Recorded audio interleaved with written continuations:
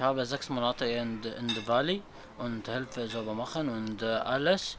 Und Deutschland, die Menschen kommen hier und essen und kochen auch und sauber machen auch und Kellen lernen und Arabisch und Deutschland und Franisch auch und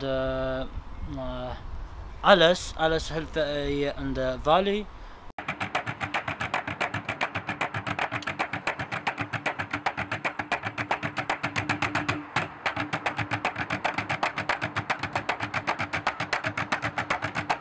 Ich würde sagen, bei uns, ich persönlich sehe das so, wir sind hier keine reine Integrationsstätte.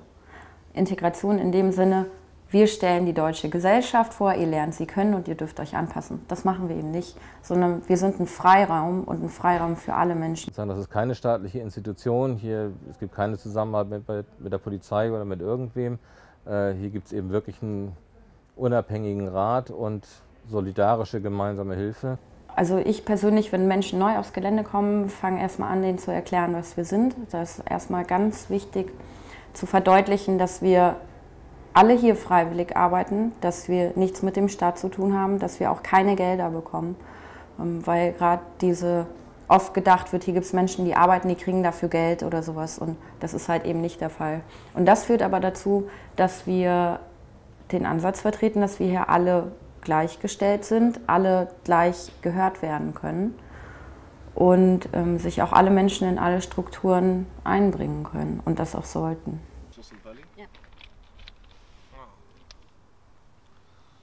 Ja. Jeder hat hier das Recht, was zu sagen und hat das Recht, hier was mitzumachen. Man muss nur aktiv sein und man hat Ideen, die kann er halt auch entwickeln. Man muss nicht nur mit der Idee kommen, sondern man muss sie auch praktizieren.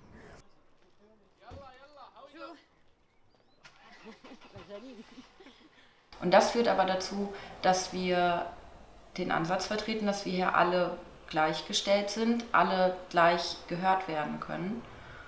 Wir haben ganz klar antirassistischen, antisexistischen Standpunkt, den wir hier auch alle gemeinsam teilen.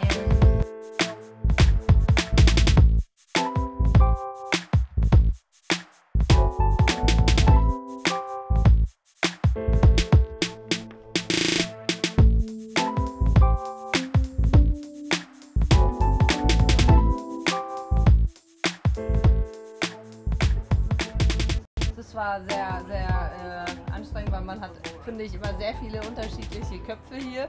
Jeder hat eine andere Vorstellung, aber es funktioniert. Und das hat echt all die Monate ich finde das echt toll. Ja.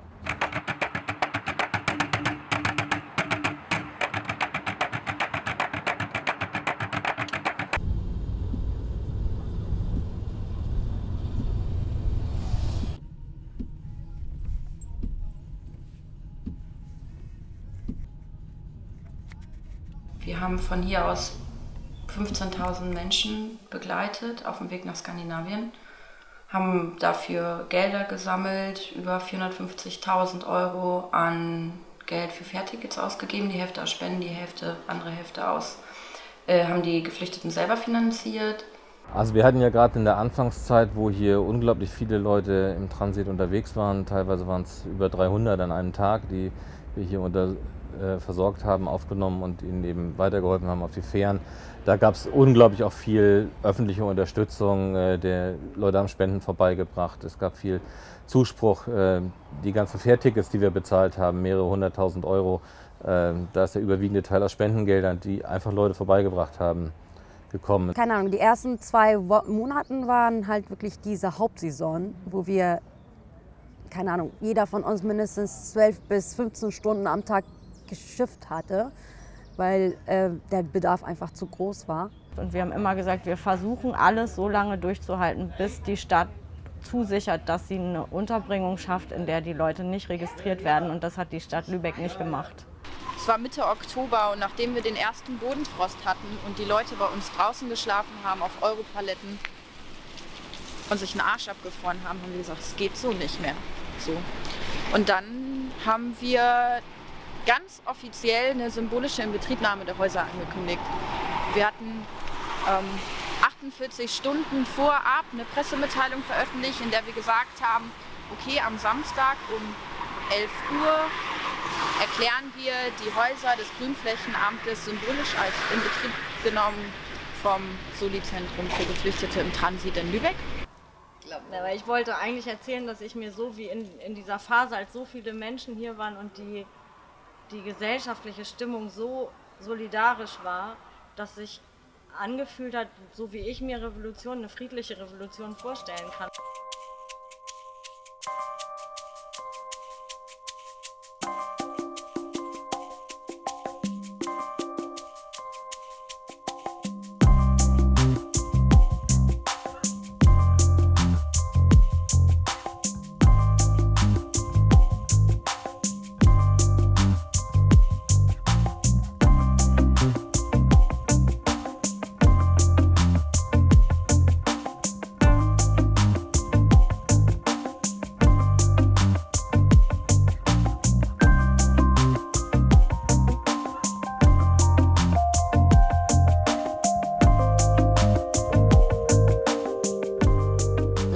Weihnachten hat es ja angefangen, weil da hatte ich ja schon die ganze Zeit auch Probleme gehabt. Es sind trotzdem noch ganz viele gekommen, aber sie konnten halt nicht weiter, weil es halt viele hatten gar keine Pässe. Mit den Ausweisen konnten sie dann und können sie auch nach wie vor immer noch nach Schweden weiterreisen.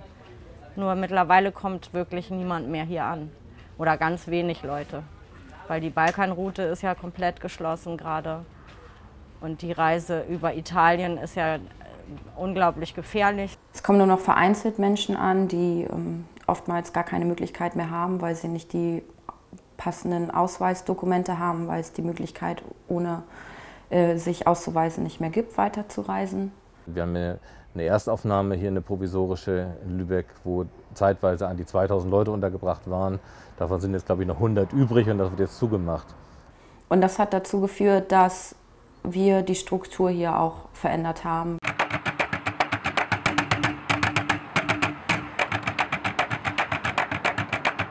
Wir mussten hier insofern darauf reagieren, dass wir viele Leute haben, die nach Lübeck gekommen sind, über 2000 Geflüchtete im letzten Sommer, die jetzt hier neu leben.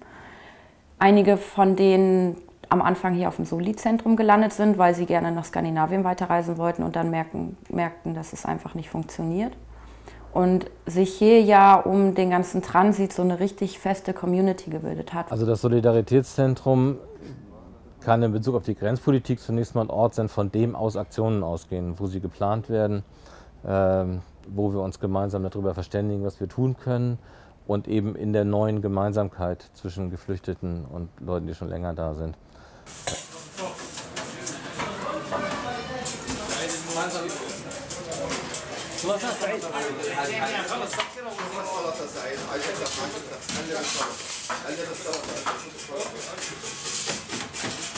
Now we have a couple of projects like about the anti-racism and what to tell people more about our culture. Some people that use this, that our religion or our culture against us. So we make sometimes meeting with people to know us more, to know our culture, more things about our religion, that not everything they show it at the TV is the right or the truth, that not all Muslims like ISIS. Or we have like workshop next week in Leipzig. We'll go with the German to meet people there, make workshop to tell them more about us. Meine eigene Motivation, das war, weil ich selber halt vor 20 Jahren hier gekommen bin und Asylantrag gehabt habe und ich selber in der Situation war. Also ich kam hierher mit 15 Jahren, ich konnte Englisch und Arabisch, kein Wort Deutsch, außer ich liebe dich vielleicht. Und mit diesem Satz kann man ja hier wirklich nichts anfangen und hatte wirklich super viele Schwierigkeiten gehabt, mich halt am Anfang zu integrieren. Und deswegen habe ich gesagt, das lasse ich niemandem zu, dass er das halt dass er das durchmachen soll. Also zumindest die ersten Monate sollte man halt diese Menschen unterstützen und denen halt ein Stück Sicherheit geben und wenigstens die wichtigsten Informationen am Anfang mitbegleitet.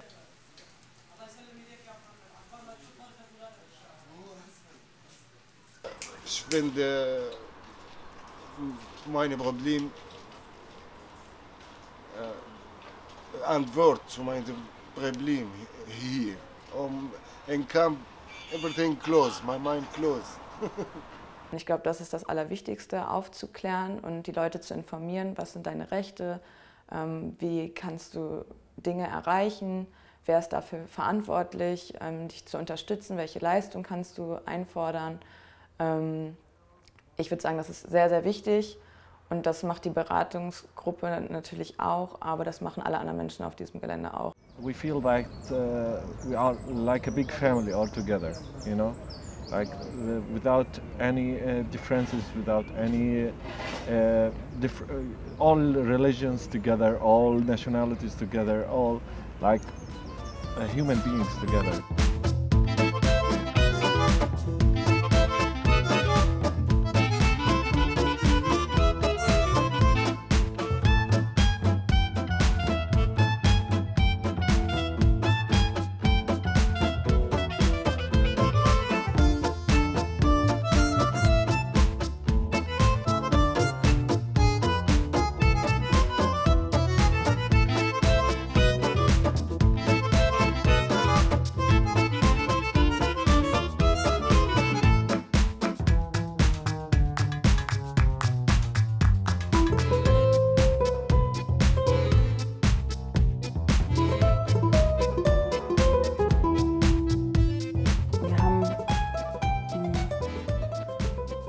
Zum einen das Problem, dass in den ganzen Strukturen, sage ich mal, und in den die Ideen, die umgesetzt werden, hauptsächlich Frauen sind, wie Hannah mir gestern erzählt hat, und mich darauf hinwies und mir auffiel, ja, das stimmt. Also die ganzen Projekte, die hier irgendwie starten, da sind immer Frauen dran beteiligt. Ansonsten haben wir hier fast nur Männer auf dem Gelände, also wirklich, wir haben einen richtig hohen Männerüberschuss. Das ist tatsächlich so, dass in den Herkunftsländern so soziale Räume ganz oft geschlechtergetrennt sind. Und das ist für uns total ungewohnt.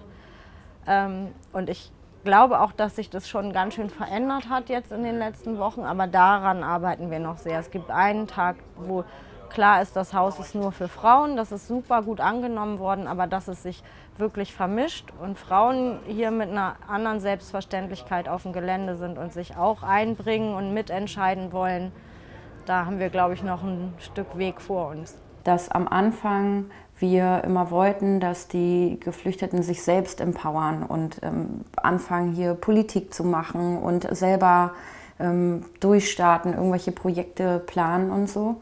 Und dann wir aber die Rückmeldung bekommen haben, dass viele einfach sehr müde sind, also auch im Kopf sehr müde und gar nicht den Raum haben, um Ideen zu gestalten im Kopf oder so und die dann auch wirklich umzusetzen und sich gefreut haben über Angebote, die da waren, wo sie dann mit eingestiegen sind. Inzwischen hat sich das so ein bisschen gewandelt, weil wir hatten zum Beispiel so ein Plenum für alle, wo wir immer versucht haben, Geflüchtete mit einzubeziehen, DolmetscherInnen damit hingebracht haben. Und das dann nicht so gut klappte, weil das viele Geflüchtete einfach zu anstrengend fanden, diese linke Plenarkultur. Wir sitzen da alle stundenlang und hören uns zu und keiner redet durcheinander oder sowas.